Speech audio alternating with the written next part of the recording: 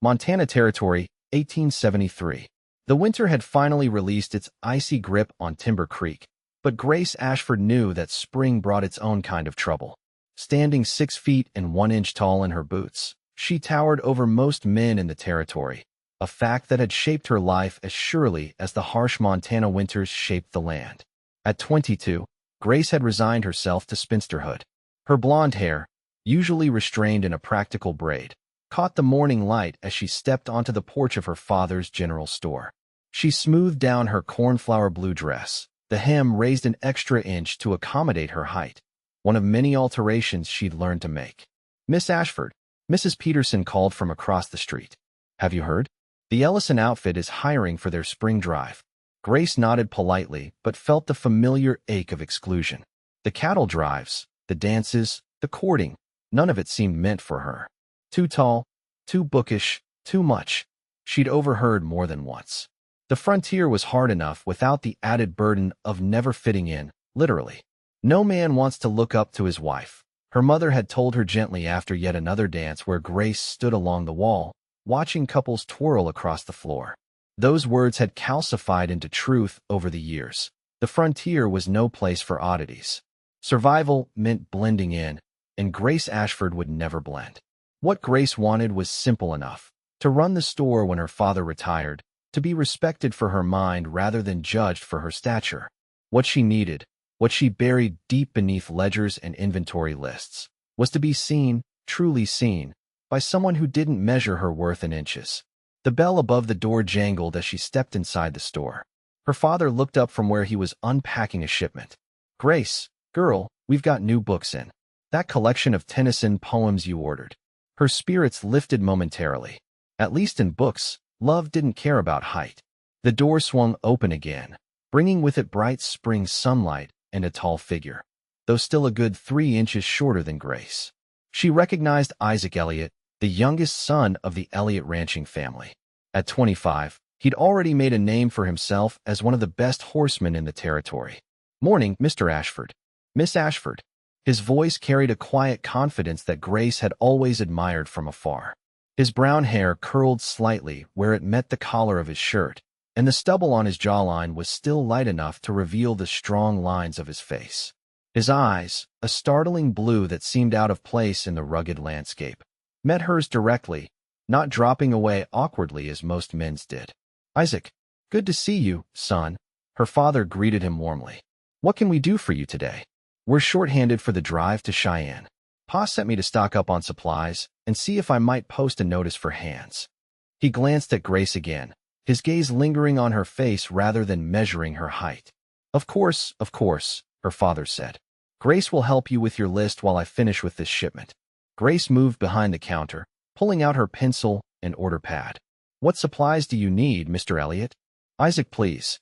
He smiled, and something unfamiliar fluttered in her chest. "And I'll need coffee, flour, salt pork." He listed items while she noted them down, her handwriting neat and precise. As she gathered the supplies, disaster struck. Reaching for the coffee on the top shelf, she knocked over a tin of baking powder, sending a cloud of white dust over Isaac's clean shirt and hat. "I'm so sorry." Grace felt her face burn with embarrassment. But instead of anger, Isaac laughed, brushing the powder from his shirt. "No harm done. Though I might be mistaken for a ghost on the trail now." His easy response caught her off guard. Most men would have been irritated at best, humiliated at worst, by having to be helped by a woman who stood taller than them. As she handed him the last of his supplies, their fingers brushed. "I heard you have quite the library, Miss Ashford," he said unexpectedly. "My mother was a schoolteacher back east. Left me with a fondness for books that doesn't quite fit the cowboy image." Before she could respond, the door burst open and Sheriff Tanner rushed in. "Elliott, your men caught that horse thief trying to make off with your remuda. They're holding him at the livery." Isaac's expression hardened instantly. "Excuse me, Miss Ashford.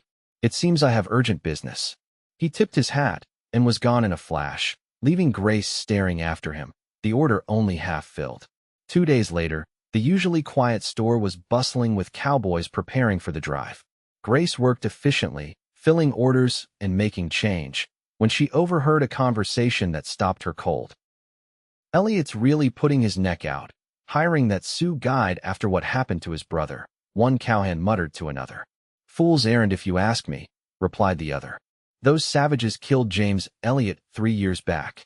Now Isaac's bringing one along on the drive. Says this one's different. Saved his life in a blizzard last winter when he got separated from the herd. Grace's mind raced.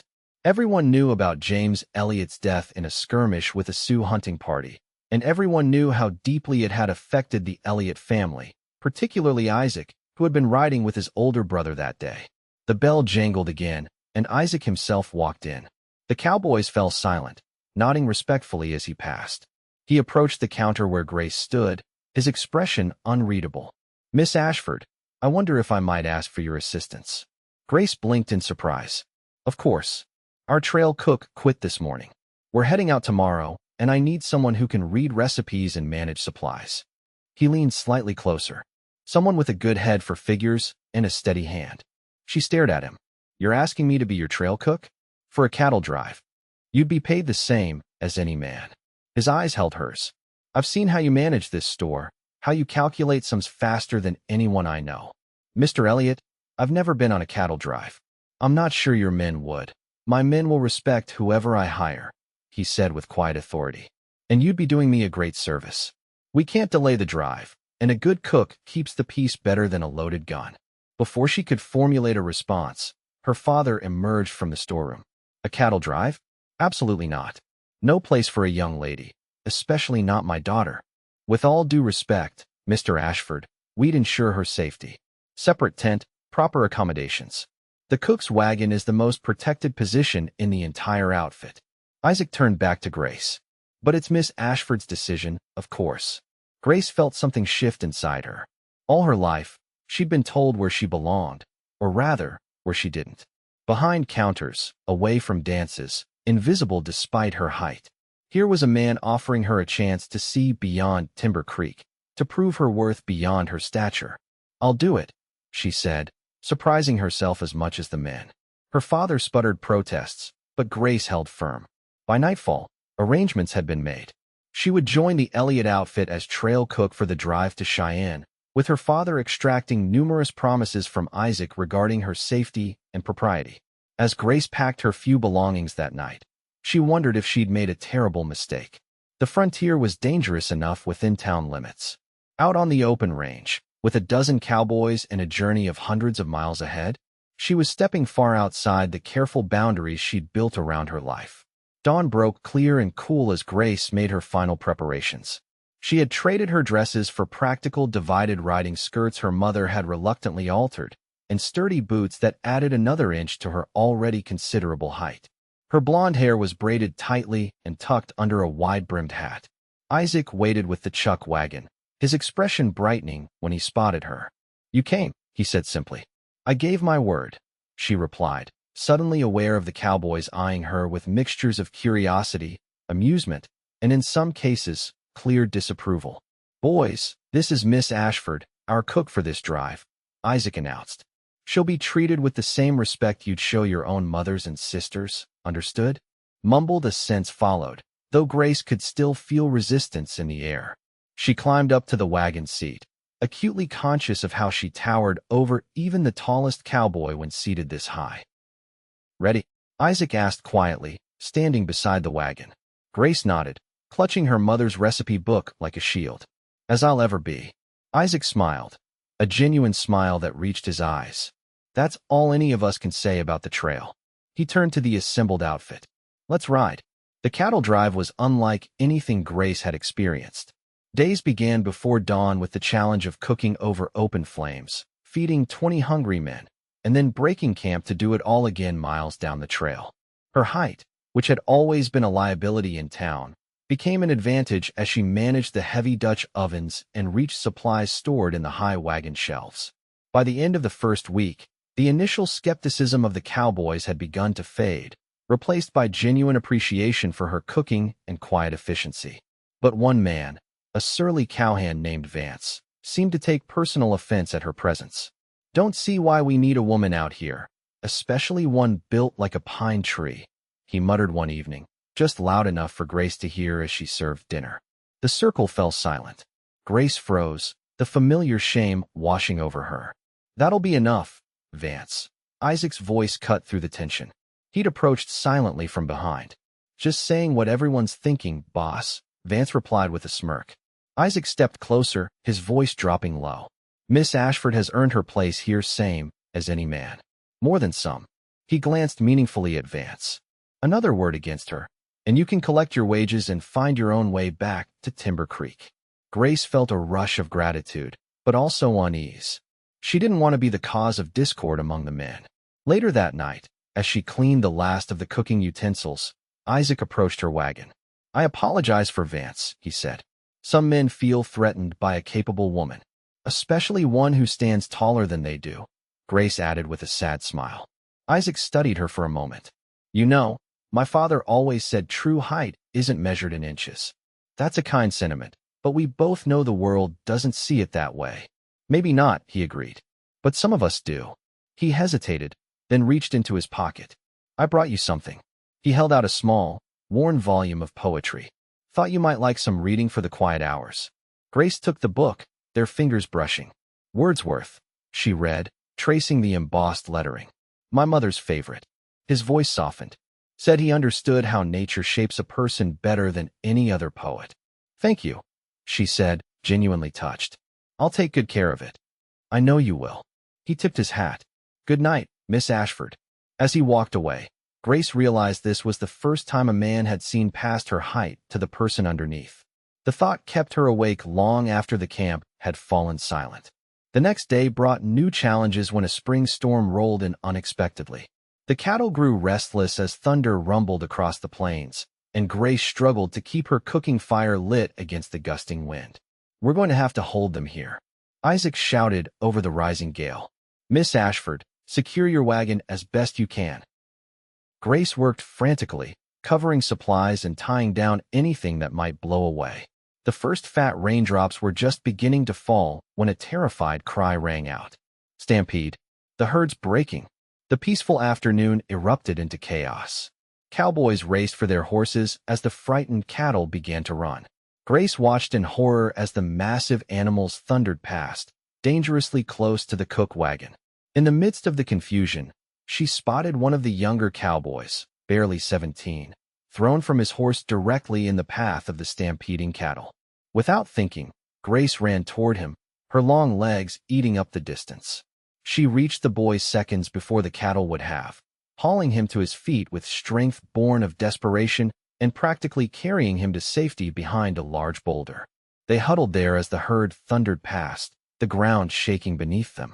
When the danger finally passed, Grace emerged to find the camp in disarray, but the outfit regrouping. Isaac galloped up, his face white with concern. "Grace!" He vaulted from his horse, forgetting formality in his relief. "I saw you run out there.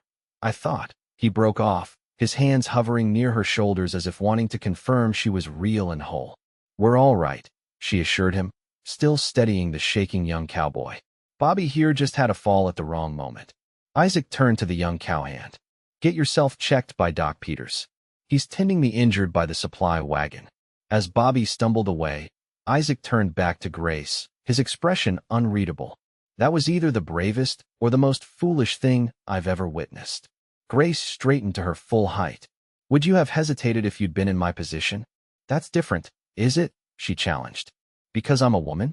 Or because I'm too tall to be considered delicate?" To her surprise, Isaac laughed, a short, genuine sound of surprise. "Neither. Because you're our cook, and without you, we'd all starve before reaching Cheyenne." His expression grew serious again. "But thank you for saving Bobby. That took true courage." Later that evening, as Grace prepared a simple stew from what supplies remained undamaged, she became aware of a different atmosphere in camp.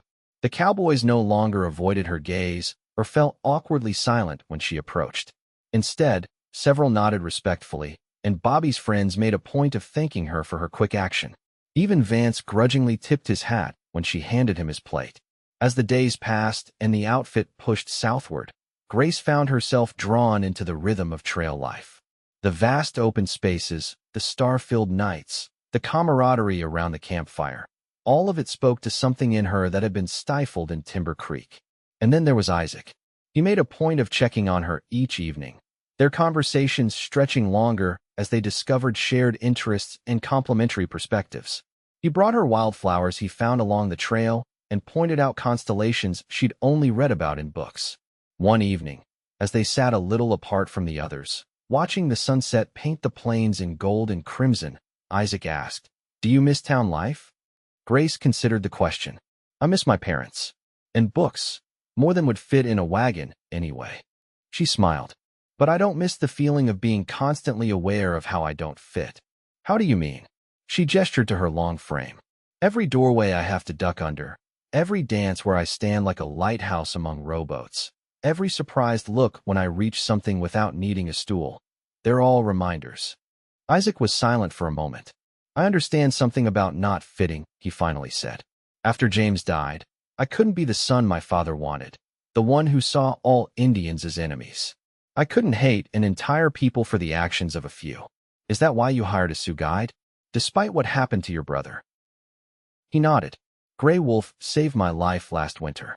Could have left me to freeze, but chose mercy instead." He looked at her directly. "Made me realize how many things I thought I knew were wrong."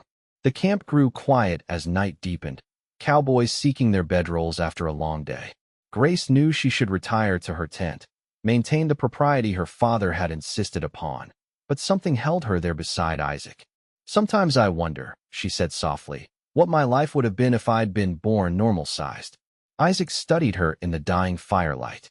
"And miss being able to reach every shelf in the store? Or save young cowboys from stampedes?" He smiled. "Seems a poor trade." A warmth that had nothing to do with the fire spread through Grace's chest. For the first time in her life, she felt not just accepted but valued for who she was. All of her, including the parts that had always made her different. The next morning, disaster struck. The Sioux guide, Gray Wolf, discovered that the herd was being driven directly toward a canyon that recent rains had made impassable.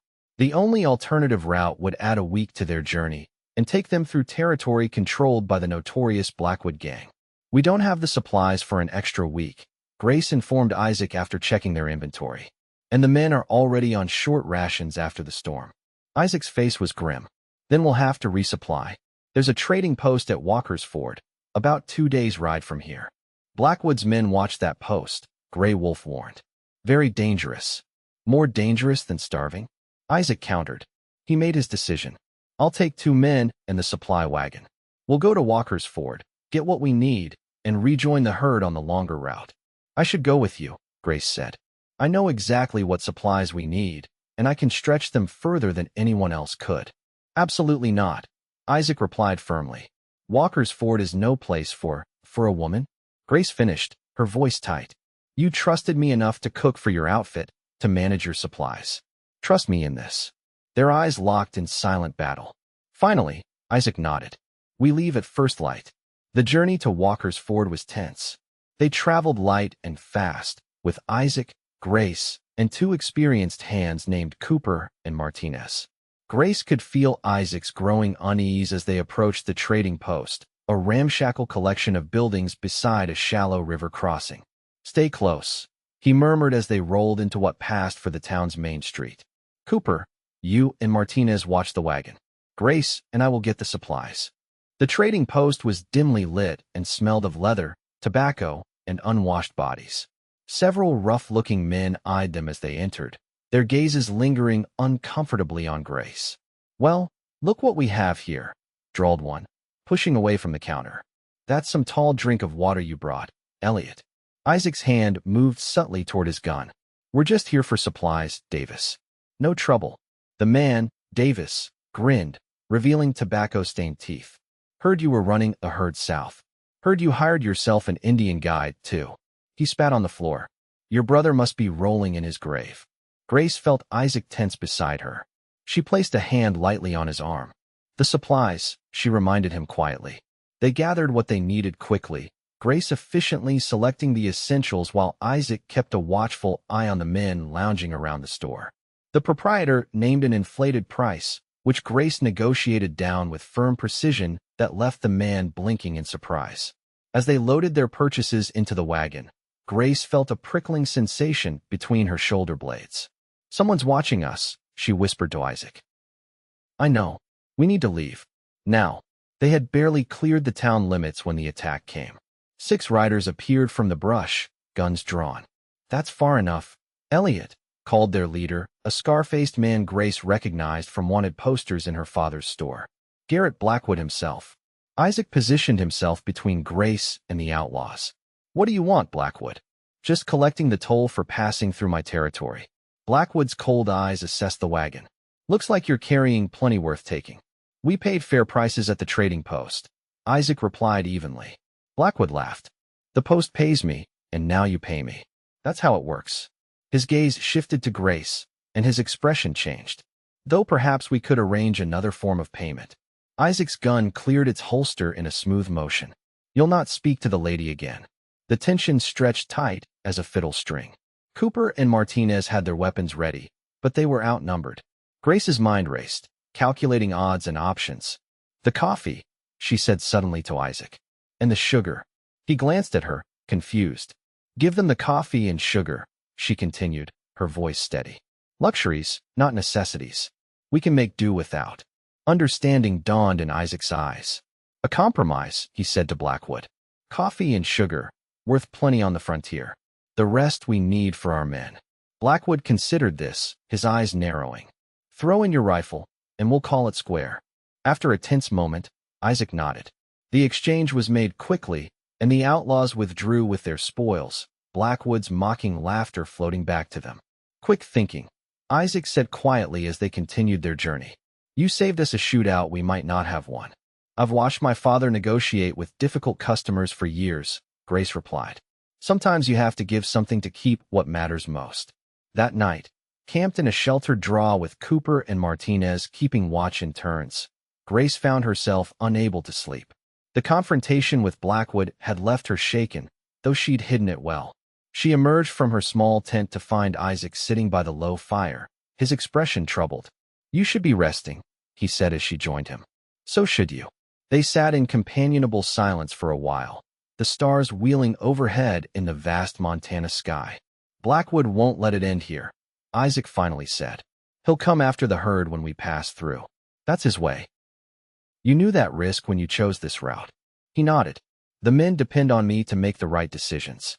Sometimes there are no good choices on the frontier. He looked at her directly. I'm sorry I brought you into danger. I chose to come, Grace reminded him. Just as you choose to guide your herd through Blackwood's territory rather than let your men starve. Isaac's gaze lingered on her face. You're remarkable, Grace Ashford. Do you know that? The use of her first name sent a shiver through her that had nothing to do with the night chill. I'm just practical. It's more than that. He hesitated. Most people see the world as it is and accept it. You see how things could be better, then find a way to make it happen. His voice softened. I've watched you transform from a shopkeeper's daughter afraid of her own shadow to a woman who faces down outlaws and saves cowboys from stampedes. I was never afraid of my shadow, Grace protested with a small smile. Just of standing out too much. And now? She considered the question, looking up at the endless stars. Now I'm beginning to think that standing tall might not be such a burden after all. Their return to the herd was met with relief, but the news of Blackwood's interest cast a shadow over the outfit. Isaac called the men together to explain the situation. We have 2 choices, he told them. Take the long route through Blackwood's territory and risk confrontation, or turn back north and lose weeks of travel time and our profit margin. The cowboys exchanged uneasy glances. Vance spoke up. Blackwood's got at least 15 guns. We're outnumbered. But we have something they don't, Grace said, surprising herself by speaking. All eyes turned to her. We know they're coming. And we know this land. She nodded toward Gray Wolf, who had remained silent until now. The Sioux guide stepped forward. There is narrow pass, 3 days' ride. Cattle can go single file. Good place for defense, bad place for attack. Isaac looked at Grace, then Gray Wolf, understanding dawning. An ambush of our own. The plan took shape quickly. They would drive the herd toward the narrow pass Gray Wolf knew, appearing vulnerable but actually prepared for Blackwood's attack. The chuck wagon, usually at the rear of the drive, would be positioned strategically, with Grace hidden safely away from the fighting. The next 3 days were tense, every man alert for signs of Blackwood's gang. Grace continued her cooking duties, But now she also prepared extra bandages and medicinal supplies, fearing they would be needed. On the morning they were to enter the pass, Isaac sought her out as she prepared breakfast. "I want you to stay back with Cooper when we move the herd through," he said without preamble. "If things go wrong," "They won't," Grace interrupted. "Your plan is sound." "If things go wrong," he continued firmly, "Cooper will get you safely away." He held her gaze. "Promise me you'll go with him, no matter what happens." The intensity in his blue eyes made her breath catch. "Isaac, promise me, Grace." His voice dropped lower. "I couldn't bear it if anything happened to you." The admission hung between them, more significant than either of them could acknowledge on the brink of danger. "I promise," she finally whispered. He reached out, his hand gently touching her cheek in a gesture so tender it made her heart ache. Then he was gone, calling orders to the men as they prepared to move out. The pass was exactly as Grey Wolf had described, a natural bottleneck where the rocky terrain forced a narrow pathway between two steep ridges. The perfect place to defend against attack, and the perfect place to spring their trap. Grace watched from her position with the chuck wagon as Isaac deployed his men strategically, some with the cattle, others hidden among the rocks above the pass. The plan was to let Blackwood's men enter the narrowest section in pursuit of the seemingly vulnerable herd, then catch them in crossfire from above. They didn't have to wait long. Just as the last of the cattle entered the pass, riders appeared on the ridge behind them. Blackwood had taken the bait. What happened next seemed to unfold in slow motion. The outlaws charged into the pass, guns blazing. Isaac's men returned fire from their hidden positions, the advantage of high ground immediately apparent. But Blackwood was cunning. Somehow, he'd anticipated their trap. A second group of outlaws appeared on the opposite ridge, catching Isaac's men in their own crossfire. "We need to help them," Grace cried to Cooper, who held the wagon's horses steady. "Mr. Elliott's orders were clear," Cooper replied grimly. "We stay back." Grace watched in horror as the battle intensified. She could see Isaac directing his men, moving from cover to cover as bullets kicked up dust around him. Then, in a heart-stopping moment, she saw him fall. "Isaac!" The scream tore from her throat before she could stop it. Without thinking, Grace grabbed the medical kit she'd prepared and leapt from the wagon. Cooper shouted after her, but she was already running, her long legs carrying her swiftly toward the fallen cowboy. Bullets whined past as she reached Isaac, who was clutching his shoulder, blood seeping between his fingers. His eyes widened in shock when he saw her. "Grace, what are you doing? Get back. Not without you." She helped him to his feet, supporting his weight against her taller frame. "Can you walk?" He nodded grimly, and together they made their way to a sheltered position behind a large boulder. Grace quickly examined his wound. A bullet had grazed his shoulder, painful but not life-threatening. "You promised to stay back," he said through gritted teeth as she bandaged him. "And you promised not to get shot," she countered, tying the bandage firmly. "We're both disappointments today." Above them, the tide of battle was turning. Grey Wolf and several cowboys had outflanked Blackwood's second group, forcing them to retreat. The outlaws in the pass found themselves trapped between the herd and Isaac's men. "Blackwood," Isaac called out, his voice strong despite his injury. "Your men are surrounded. Surrender now and ride away with your lives." A tense silence fell. Then Blackwood's voice echoed through the pass. "This isn't over, Elliott. Not by a long shot." The outlaws retreated, taking their wounded with them. As the sound of hoofbeats faded, a ragged cheer went up from the cowboys. They had won, for now. In the aftermath, Grace moved among the men, treating injuries and offering quiet reassurance. 2 cowboys had been wounded, though none seriously. The cattle, remarkably, had remained mostly calm during the gunfight, held in check by the experienced drovers. Isaac watched her work, his expression unreadable. When she finally returned to his side, he said quietly, "You could have been killed." "So could you," she replied, checking his bandage. "That's life on the frontier." "Grace." He caught her hand, stopping her movements. "When I saw you running toward me under fire, I realized something." His blue eyes held hers, more open and vulnerable than she'd ever seen them. "I realized that losing you would be worse than any bullet." Her heart hammered against her ribs. "Isaac, let me finish," he said. "All my life, I've been told what makes a man, being tough, being in charge, being the strongest. But watching you these past weeks, seeing your courage and kindness and resilience. I've been looking up to you, Grace. Not just literally. Grace felt tears sting her eyes. No one's ever looked up to me before. They've only ever seen what makes me different. I see what makes you extraordinary. His hand tightened around hers. And if you'll let me, I'd like to keep looking up to you for a long, long time. The remaining journey to Cheyenne passed without further incident. Blackwood's gang had been wounded enough to retreat to their territory, and the herd moved steadily southward through increasingly gentle terrain. Grace found herself in a strange position, respected by the cowboys, many of whom now sought her advice on matters beyond cooking, and undeniably falling in love with Isaac Elliott. Their evening conversations had become the highlight of each day's journey, a quiet space where they shared hopes and fears under the vast prairie sky. When they finally reached Cheyenne, the cattle sale went better than expected. Beef prices were high, and Isaac's herd was in excellent condition despite the difficult journey. The cowboys celebrated their success in town, while Grace found herself facing a decision she hadn't anticipated, whether to return to Timber Creek or explore the possibilities that had opened before her. On their last night in Cheyenne, Isaac found her sitting on the hotel's veranda, watching the sunset paint the sky in shades of amber and rose. "Your father wired that he expects you on the next northbound stage," he said, settling into the chair beside her. "Seems quite insistent." Grace smiled slightly. "I'm sure he is. And what about you?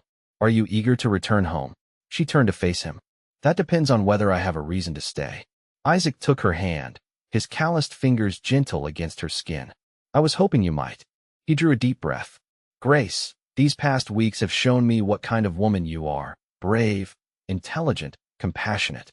The kind of woman a man would be blessed to build a life with." Her heart beat faster. "Are you saying what I think you're saying?" "I'm saying that I love you, Grace Ashford." His blue eyes were earnest in the fading light. "I love your height, your mind, your spirit. I love how you stand tall in a world that tried to make you small." He moved from his chair to kneel before her. "Will you marry me? Will you build a ranch and a life with me here in Wyoming?" Grace looked down at this man kneeling before her. This man who had never once asked her to be less than she was, who had seen her strength as a gift rather than a flaw.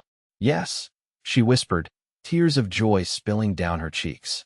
"Yes, I will marry you, Isaac Elliott." He rose and pulled her gently to her feet, so they stood face to face, her still taller by several inches. "May I kiss you, Grace Elliott to be?"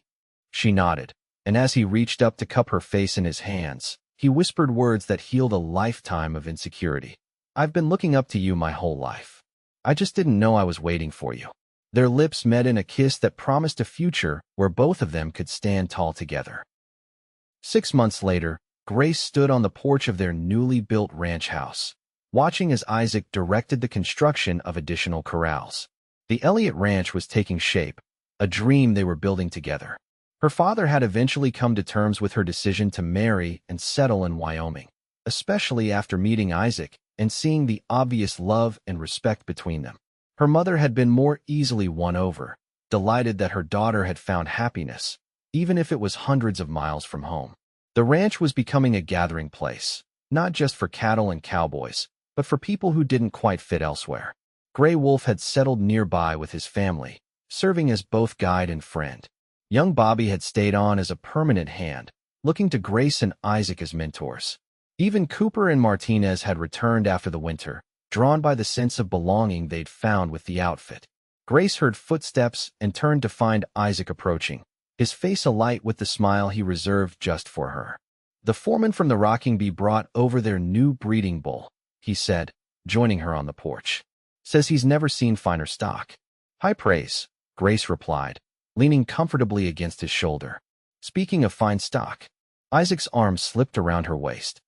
"Dr. Miller was asking when we might be needing his services for more than just cattle." Grace laughed. "Subtle, isn't he? About as subtle as Vance asking if we're hiring for spring roundup." Isaac's expression grew more serious. "But it's a fair question, Grace. We've built something good here, something that could grow." She turned in his arms, looking down into the face she loved more each day. "Are you asking if I want children, Isaac Elliott?" "I'm asking if you're happy," he said simply. "If this life we've made is everything you hoped for." Grace thought about the girl she'd been in Timber Creek, hiding behind store counters, ducking through doorways, always apologizing for the space she occupied in the world. Then she looked at the woman she'd become, the capable ranch mistress, respected by cowboys and townspeople alike, loved completely by a man who had never once asked her to be smaller. "It's more than I ever dared hope for," she answered truthfully. "And yes, I want children with you. Tall, short, or anywhere in between. They'll grow up knowing their worth isn't measured in inches." Isaac's smile was radiant as he reached up to touch her cheek. "Have I told you today that I love you, Grace Elliott?" "You have," she smiled. "But I never tire of hearing it." "Good." He pulled her down for a kiss. "Because I plan to keep saying it every day for the rest of our lives." As the sun set over their ranch, casting long shadows across the land they now called home, Grace knew she had finally found her place in the world, not by making herself smaller, but by finding someone who loved her, looked up to her, and helped her stand even taller than before.